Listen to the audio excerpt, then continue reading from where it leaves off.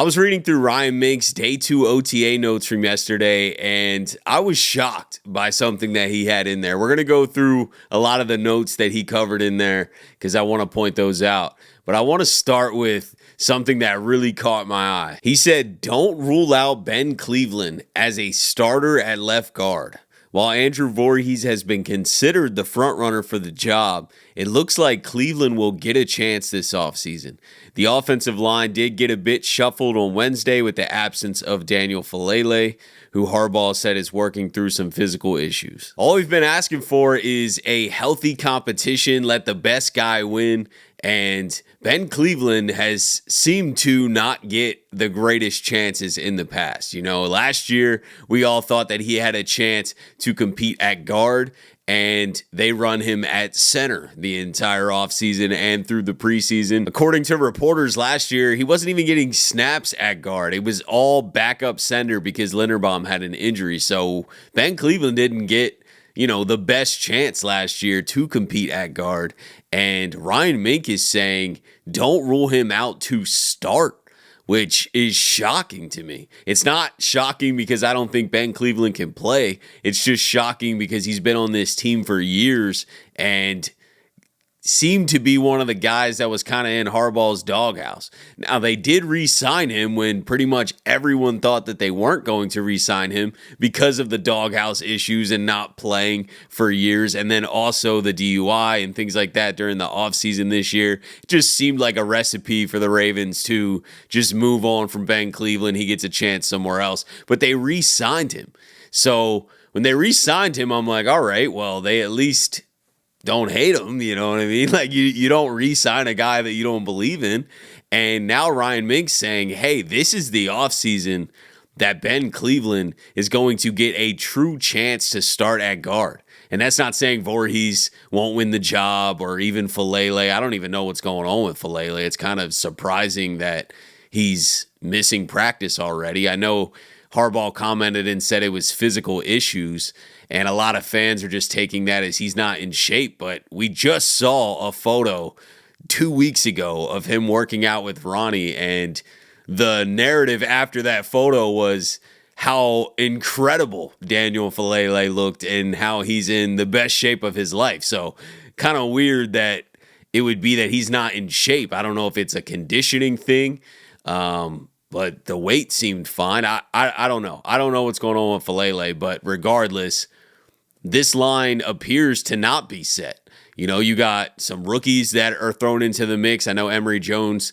isn't practicing until probably training camp with that labrum, but that was to be expected, so that's not a setback. Supposedly he's going to be fine by training camp, so we'll see him at competition at guard.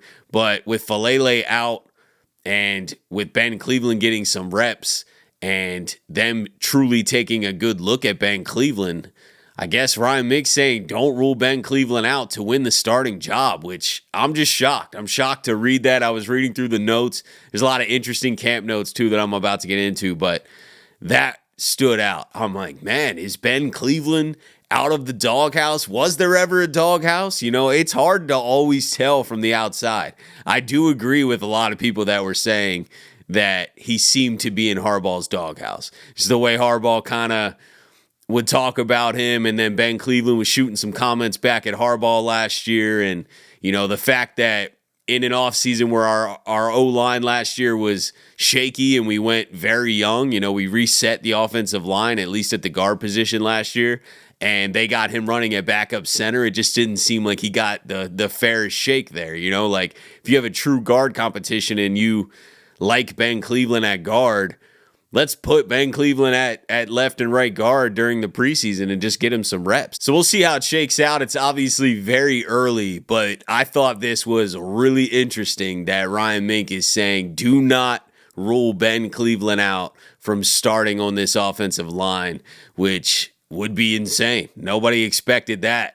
Nobody expected him to get re-signed, and nobody definitely expected him to win the starting job. So we'll see how it plays out. This year, I've been all about keeping things simple. I've been extremely busy, and Factor makes my life so much easier with fresh, nutritious meals that are ready in just 2 minutes. No prepping, no cooking, no cleanup. Just heat it, eat it, and get on with your day. Factor makes eating healthy effortless. The meals arrive fresh, they're never frozen.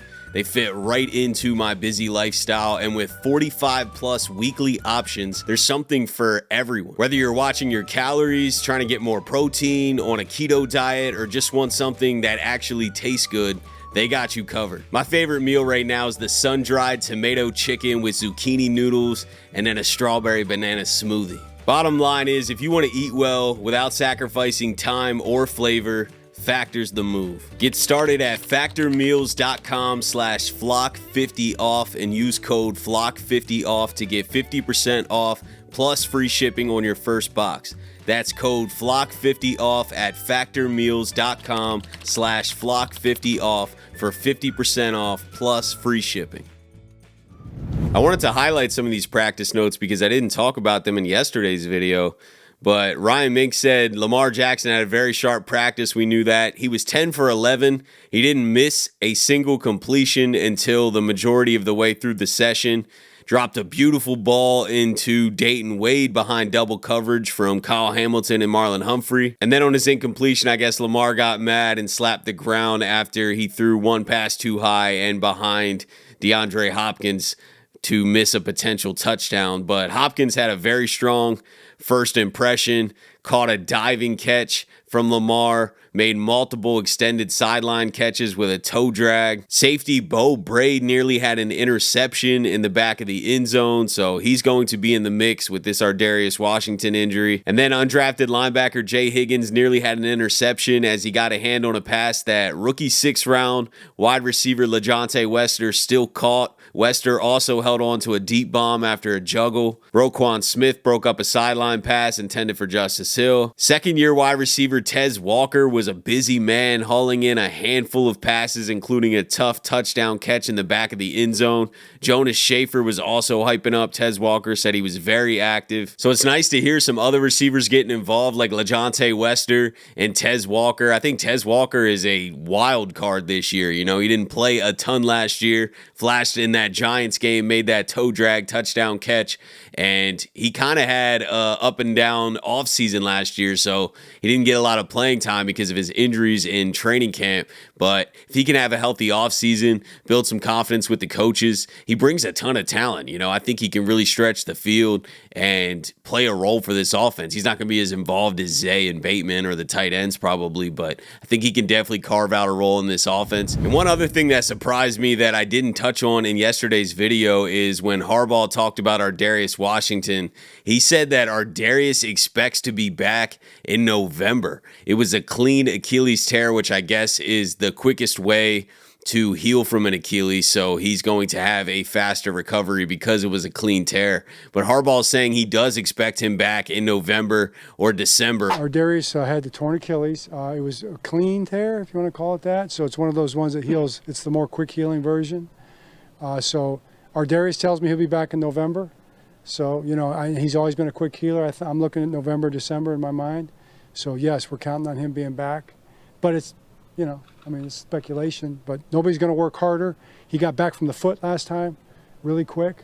So, yeah, I mean, he's become a really good player. Like, I must say a great player. He's really become a great player. I'm rooting for Ardarius Washington. That would be absolutely incredible if he could come back and find some type of role on this team late in the season. I do worry that, you know, if he can get back, he's just not going to quite be there. It's an Achilles tear. You know, it's very hard to just come back, especially at the end of a football season when the team's clicking and everything's rolling. Unless we have a bunch of injuries at safety, it's probably going to be hard for Ardarius to just jump into the fire coming off an Achilles injury and expect to just get up to speed and play like he usually does. I definitely think Ardarius can get back to playing how he usually does, if not even better. It's just in a couple months sounds crazy, but you never know. You know what I mean? We'll see how it plays out. I'm not a doctor. I am hoping that Ardarius can get back. It does seem quick, though. I am shocked by the timeline just because he's going to be able to need to be quick. You know, he's going to have to be able to move out there. But I think Ardarius has got the mindset to be able to come back from an injury like this and probably be able to come back quicker than most. I think he's going to work harder. He's proven that he's a hard worker throughout his career. I mean, this is an undrafted guy that fought his way onto the team, fought for playing time, and then every single time that he got some minutes in the game to be able to get an opportunity to, you know, build confidence and go out there and make plays, he's done it. He's a playmaker. And Harbaugh even said in the press conference yesterday that he would go to say he's a great player now.